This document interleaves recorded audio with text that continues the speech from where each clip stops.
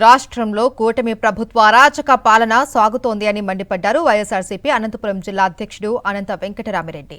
కూటమి అధికారంలోకి వచ్చిన 18 నెలల్లో సంక్షేమం అభివృద్ధి లేదు అన్నారు.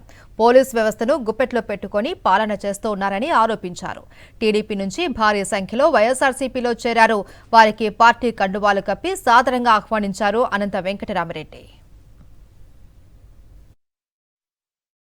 తెలుగుదేశం పార్టీ ఆధ్వర్యంలో ఏర్పడిన ఈ కూటమి ప్రభుత్వం ఏర్పడినప్పటి నుంచి కూడా 18 నెలలు కూడా వ్యవస్థలన్నీ కూడా వారి చేతుల్లో అనేది కూడా గుప్పెట్లో అనేది కూడా పెట్టుకొని, ముఖ్యంగా పోలీసు వ్యవస్థ, రెవెన్యూ వ్యవస్థ, ఇతర వ్యవస్థలను కూడా గుప్పెట్లో పెట్టుకొని పరిపాలన చేసే ఇష్టానుసారం కూడా పరిపాలన చేసేదే కాకుండా ఈరోజు వైఎస్ఆర్ కాంగ్రెస్ పార్టీ శ్రేణులు కావచ్చు, మరీ ముఖ్యంగా అమాయకులైన ప్రజల యొక్క ఆస్తి పాస్తులకు కూడా రక్షణ కరువైన పరిస్థితుల్లో కూడా ఈరోజు కూడా ఉంది. దాన్ని ప్రశ్నిస్తే వారిపైన కూడా కేసులు బనాయిస్తామని చెప్పడము, ఇలాంటి నోటికొచ్చిన లాంగ్వేజ్తో దుర్భాష. ఒక పోలీసు ఇన్స్పెక్టర్లు ఎక్కడికైనా నేను చూడలేదు, గతంలో ఎప్పుడు కానీ చూడలేదు. చంద్రబాబు జిల్లాల విషయంలో 3 ముక్కలాట ఆడుతూ ఉన్నారని మండిపడ్డారు అన్నమయ్య జిల్లా సాధన సమితి నేతలు.